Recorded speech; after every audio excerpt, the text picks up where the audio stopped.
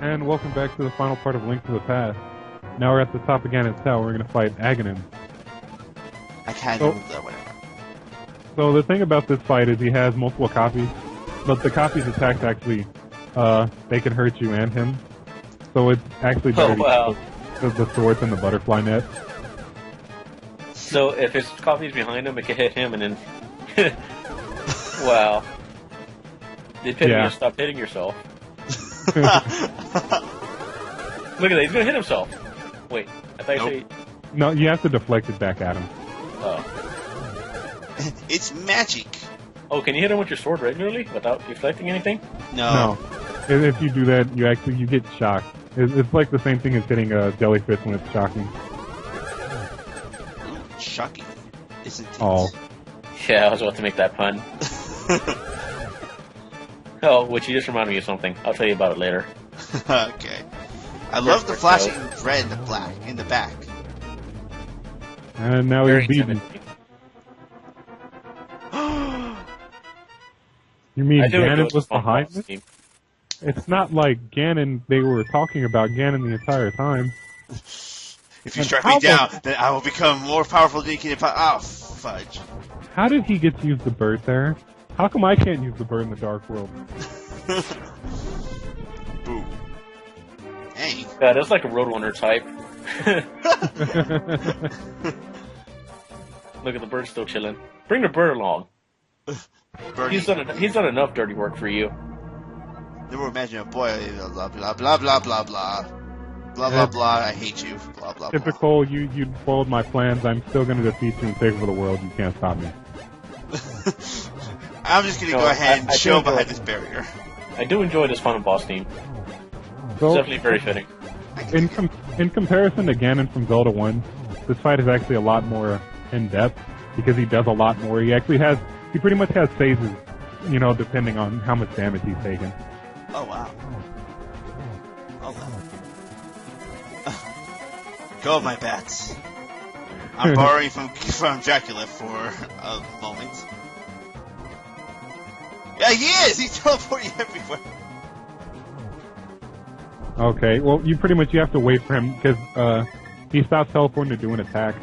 So what you want to do is you want to wait for him to finish, to get ready to do an attack and then hit him. He stomps the ground and makes a hole. And so if you fall down into the pit, it's like the same thing with Moldorm. You have to do the fight over again. So that can be kind of annoying. That sounds very painful. Okay, so in this final phase, the lights go out. And then you have to light them back up so that you can see them. Then you hit them with your sword, and then you hit them with a silver arrow. And then you just repeat that over and over again. Okay, so just asking about the story, I guess, if you're finished explaining about the fight. So, with the Triforce, this game goes over the creation of the Triforce, right? Not really all in too much depth. It was kind of just, it was a golden power that people found, and everybody wanted it. They didn't really talk about how it was created. The creation came to be in Ocarina of Time. Okay, so the Triforce it's just like a power, it's not like broken up into 3 parts where Zelda has a part, Link has a part, and Ganon has a part? No, that's not in... That doesn't happen until Ocarina of Time. Yeah. They kind of did like a 180 there. Yeah, I know, because Zelda 1, it had, there were 2 separate parts, and then this game, all 3 parts are already together. So it's kind of confusing. Now I'm kind of interested to see how they tie together Ocarina of Time... Well, not Ocarina of Time, Link to the Past and Wind Waker, if that's what the next game's supposed to be about. I guess that might be worth investigating. If they're actually putting effort into their storylines, maybe I'll start paying attention to it. Well, I mean, was the Skyward Sword storyline interesting? Now I'm actually trying to focus on it. It's wow. Skyward Sword, yeah. Skyward Sword takes place before any of the else, right? Yeah, it comes before Cap and everything. But if they're trying to go from New Start, what I'm asking is it actually pretty interesting, or is it really convoluted? It's interesting, I suppose. Oh, you don't bother refilling? I did it. I did it off screen and just came back to the fight. Just not here. Yeah. Oh, you just go right back to where you were at. Yeah. It wasn't really necessary to see all that. A fight can take a while sometimes. Yeah. I actually didn't notice. Ganon's face is on the back, and there's a bunch of face looking everywhere. Huh, Oh yeah. little Yeah, detail. I noticed that in this dungeon. Nice little detail there. I guess he really likes the pig face. Well, I like how the Master Sword is supposed to be like the best sword ever, but then there's like 3 swords that are better than in this game. There's always a sword stronger in it. Pots. Then again, I suppose even in Ocarina of Time, there was a sword that was stronger than the Master Sword. The big Goron sword. Yeah. Well, you can get to that eventually when it comes to like Majora's Mask, the way they kind of handled the whole sword thing. Well, Majora's Mask doesn't have the Master Sword. Yeah, but I mean, just the way they handled the whole sword aspect altogether with leveling it up. I really like the way they did that, but we can get to that later. Yep, after we make Ganon explode. Into not a bloody pulp this time. Ganon has a lot of different ways where he's gone. The first Zelda game, there's a pile of Ganon ash. This game he explodes. Ocarina of Time he's vanished. Wind Waker he has a heart. He has a sword in his forehead and he turns to stone. Yeah, that was pretty brutal. Yeah. Oh my god, the ellipsis, the almighty ellipsis is the essence of the Triforce. I am the Triforce, a sentient triangle. I must obey.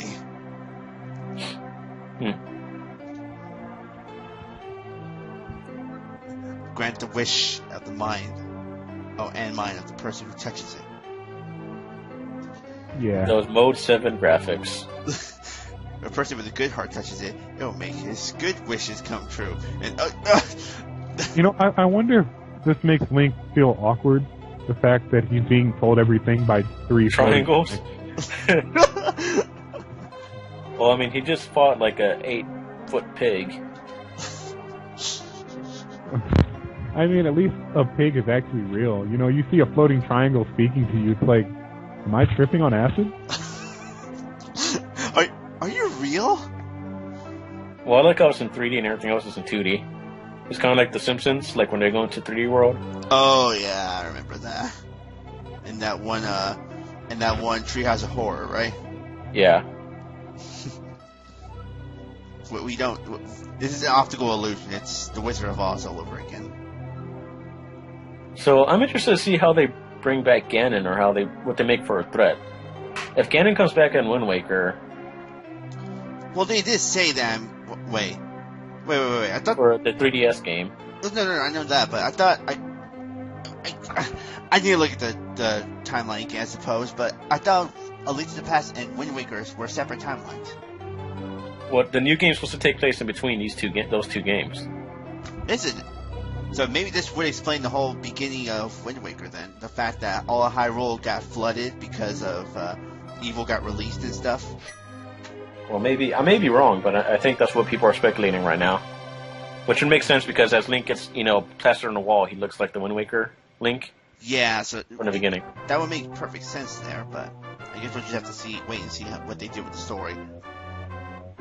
Return of the King, Hyrule Castle. Makes it seem like a. What are you saying? Yeah, it's like your typical and his harem of wives. The Loyal Sage Sanctuary. Oh yeah, that dude. I forgot totally about him. We avenged you. The Hasrala. Shala blah blah. The Hasrala. The Shalala. Well, I don't want a happy ending for that girl. She calls the guards on Link. She was just doing what she thought was right. Vultures rule the desert. They get a happy ending too, I guess. I guess. I guess. I don't know. Mario. The bully makes a friend. Well, it's kind of cool. I never really pay attention to that, how to go over what happens to everyone. Yeah. Like that little text annotation. I mean, I guess it's implied or else. Yeah. What happens? Oh! Uncle, you're back. You didn't I diagonal. don't see the resemblance. One has blue hair, one has pink hair. Well, he actually has blue and black hair, so Oh. and anything could come from that. I don't know. I mean, it's also his uncle, so it's not like those are his parents. That's true. So who are Link's parents? Never addressed. We are never addressing that in any single game. That was perfect grammar, but you get what I was saying. No, I don't, because it was terrible grammar. Twin lumberjacks. They look so derpy. Close your mouth. Looking right at us. Oh, they hurt us. Oh, look, he's back. It's a happy ending for everybody. Yeah! Woo! But Link still has his flute. He had a green one, though, so it's okay. Well, who's to say Link didn't give it back? So he painted it green? I don't know. Maybe. So it's the one on the She Got Lipo section? We'll assume yes. Yeah.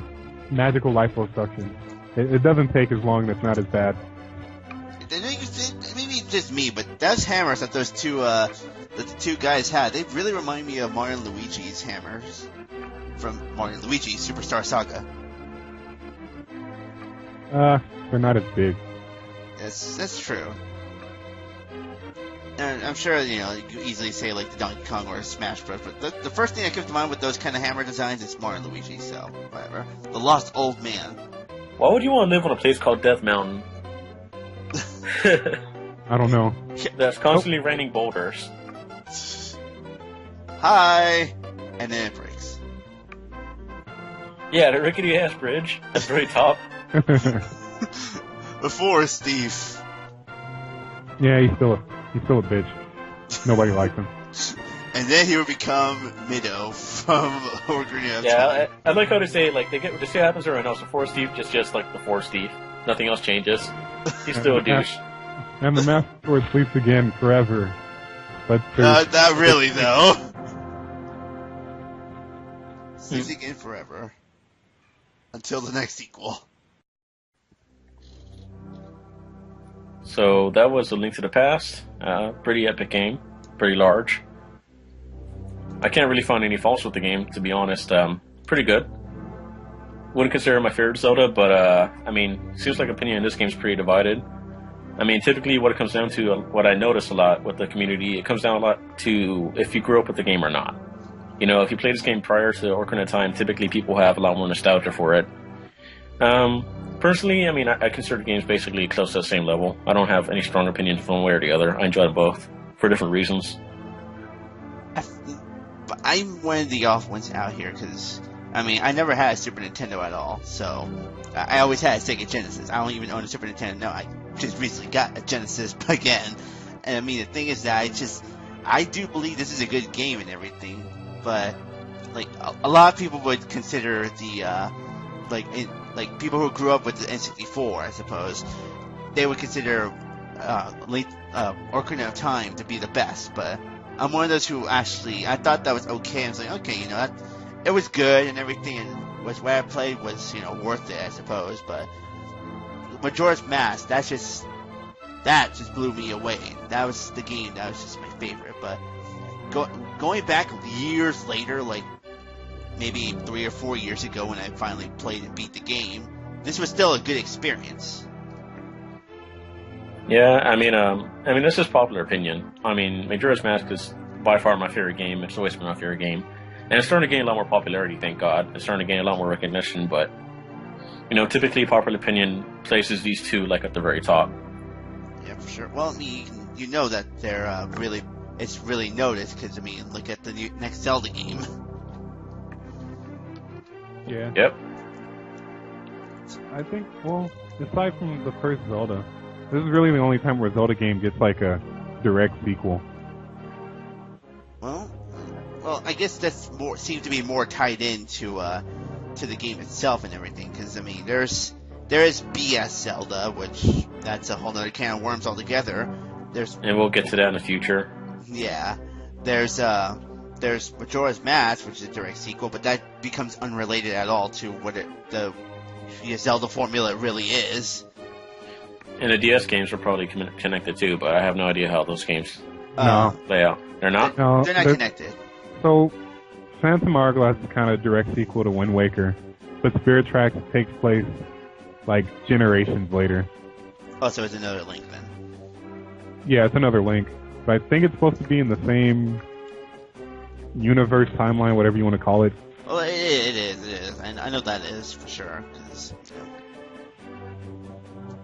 But I see what you're saying though with that. I could have sworn. Oh no, I didn't. So what's with this quest history going on here? Okay, so this is pretty much showing you how many times you saved or died. Since I only died once, it's showing this is the number of times I saved. So if you wanted, it's the optimal thing to do is to get a score of 0.